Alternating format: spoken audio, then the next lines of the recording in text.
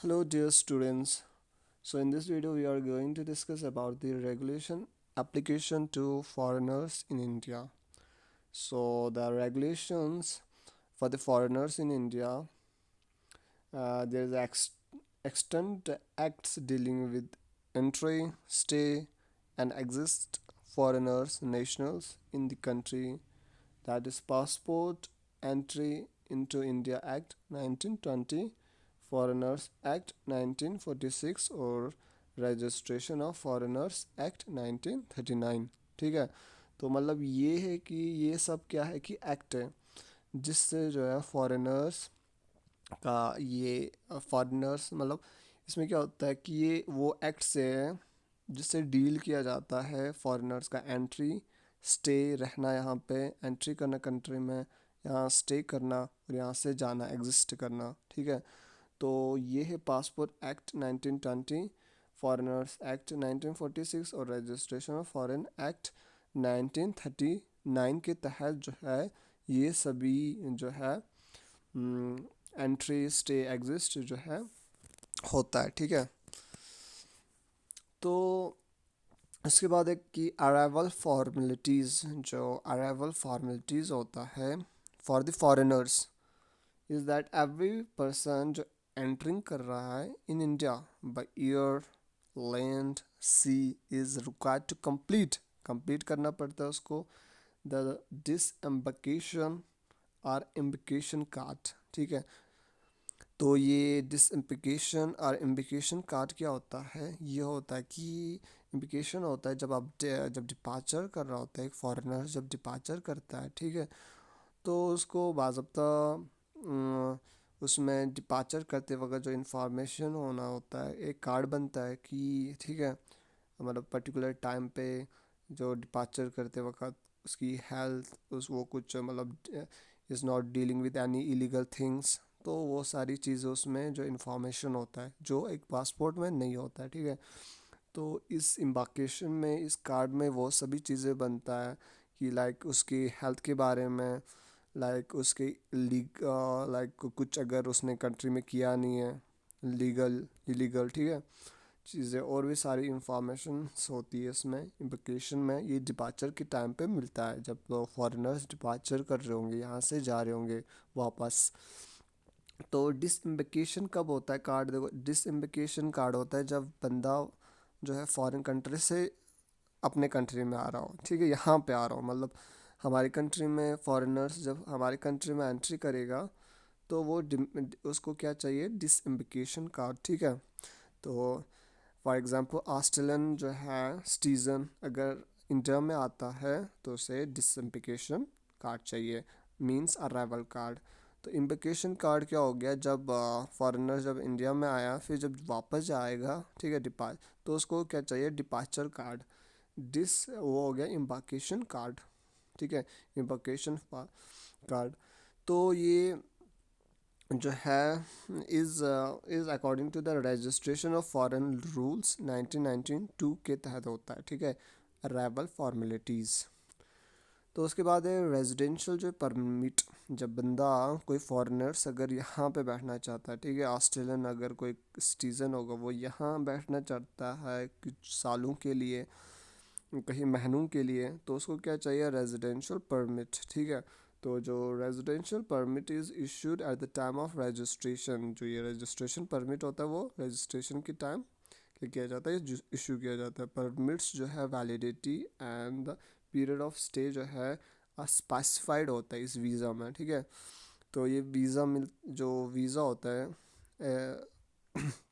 जो country provide करता है फॉरेनर्स को वीज़ा, ठीक है, तो उसमें जो है स्पेसिफाइड जो है वैलिडिटी ऑफ दैट परमिट का दिया गया होता है। ठीक है, कि उसकी वैलिडिटी एक्सपायरी डेट कितना है, कितने टाइम तक हो सकता है।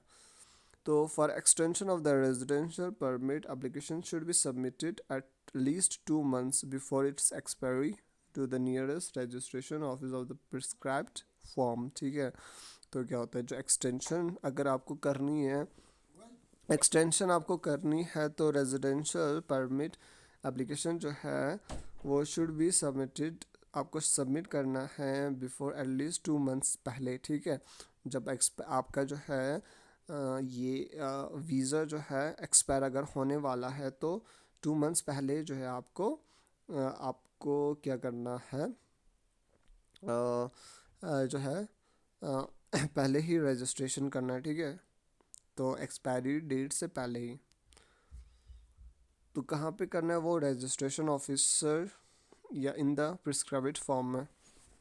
जो प्रेस्क्राइब्ड फॉर्म होता है, ठीक है, उन्हें दिया गया जिस तरीके से भरना उस तरीके में है। आपको जो है रजिस्ट्रेशन ऑफिस में जो है नियरेस्ट रजिस्ट्रेशन ऑफिस में जो है एक्सटेंशन के लिए अप्लाई करना है बिफोर द 2 मंथ्स।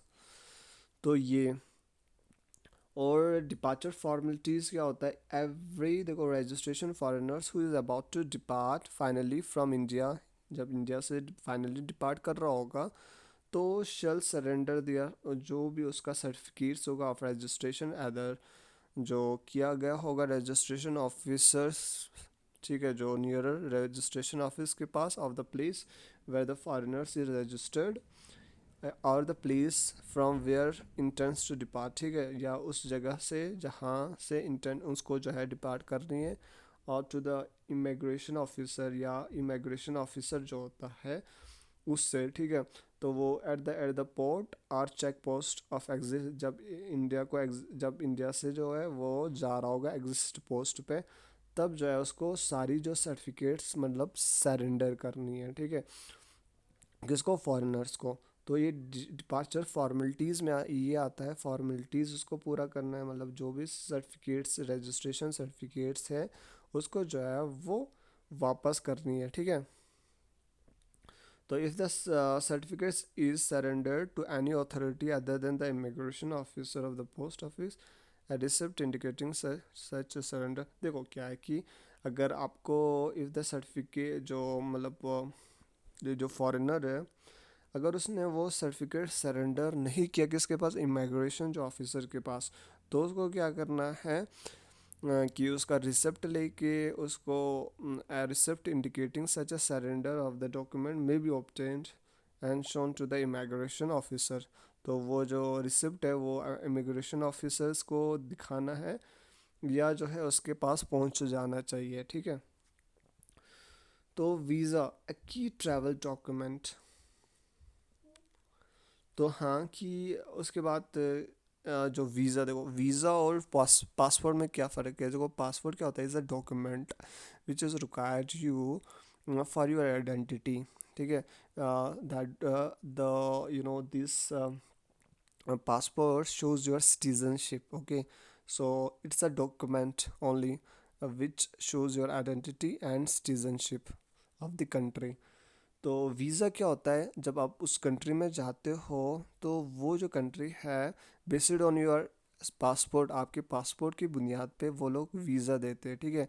वीज़ा जो जिस कंट्री में आप जा रहे हो वो कंट्री आपको देगा, ठीक है। फॉर एग्जांपल आप जा रहे हो ऑस्ट्रेलिया, अगर जा रहे हो तो ऑस्ट्रेलिया का कंट्री जो है आपका पासपोर्ट को देख के, आपका सिटीजनशिप देख आपको क्या देगा, वीज़ा देगा, ठीक है। और वीज़ा क्या होता है, वो दूसरा कंट्री देता है, ठीक है। या तो अगर फॉरेनर्स हमारे कंट्री में आएगा, ठीक है, आता है तो उसको क्या होगा, उसको भी वीज़ा मिलेगा, ठीक है, फॉरेनर्स को। तो उनके पास अपना पासपोर्ट होगा कंट्री का, तो उसके पासपोर्ट को देखते हुए इंडिया क्या देगा, वीज़ा देगा उन्हें, ठीक है। तो visa particular period of time के लिए होता है। तो वीज़ा इज़ अ सर्टिफिकेट जो है prepared by the immigration officer करता है, ठीक है, जो प्रिपेयर करता है immigration officer of the foreign country with stump, ठीक है, जिस पे स्टम्प लगा होता है, market on a passport after verifying the persons credential, ठीक है। आफ्टर जब वो लोग वीज़ा जो है दूसरा foreign country, after the persons mark, देखो पासपोर्ट को चेक करते हुए, वेरीफाई करते हुए, क्रेडेंशियलिटी को क्या करते हुए, चेक करते हुए, जो ऑथेंटिसिटी को चेक करते हुए जो है उसे वीज़ा मिलता है, ठीक है। It gives the person the right to enter a country and stay for a temporary period.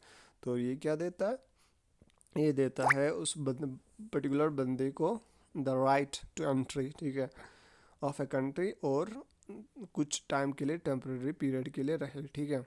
तो applying for visa to India must be submitted to the High Commission of India in the country of a person who wishes to travel in India। ठीक है, अगर foreigner से हाँ हमारी country में आता है तो उसको क्या करना है, सबमिट करना है वीज़ा। कहाँ करना है, हाई कमीशन ऑफ इंडिया में।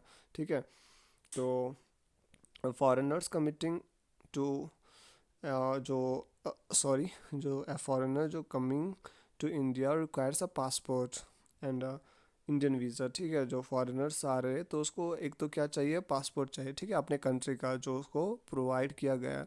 तो जो पासपोर्ट के बुनियाद पे ही यहाँ पे एक इंडियन वीज़ा मिलेगा। ठीक है, तो फॉरेनर्स को क्या क्या चाहिए, पासपोर्ट चाहिए और क्या चाहिए, इंडियन वीज़ा, जो यहाँ पे ट्रैवल करने आता है।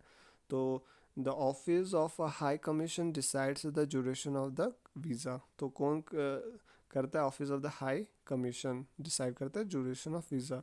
द एप्लीकेट जो एप्लीकेंट होता है may either go in the person और अप्लाई थ्रू पोस्ट। ठीक है, it is a consular passport और अ वीज़ा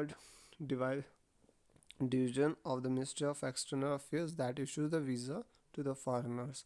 ठीक है, तो ये कॉन्सुलर होता है पासपोर्ट, मतलब ये कौन जो है वीज़ा कौन देता है, ये ministry of external affairs that issue the visa. ठीक है, टू द फॉरेनर्स। तो ये है, तो आज की वीडियो में हमने क्या पढ़ा कि हमने regulations applications to foreigners in India. ठीक है, कौन कौन से रेगुलेशंस है वो, जैसे पासपोर्ट रेगुलेशन है एक्ट 1920 और फॉरेनर्स एक्ट 1946 और रजिस्ट्रेशन ऑफ फॉरेनर्स एक्ट 1939। तो इसके तहत जो है फॉरेनर्स को वीज़ा मिलता है, पासपोर्ट जो फॉरेनर्स होता है जो यहाँ पे आता है उस इसके तहत ही जो है उनको वीज़ा मिलता है और यहाँ पे एंट्री करने का मौका मिलता है, यहाँ पे रहने का जो है इजाज़त मिलता है। ठीक है, तो इन एक्टों के तहत। तो उसके बाद हमने ये पढ़ा कि अराइवल फॉर्मेलिटीज़ होती है।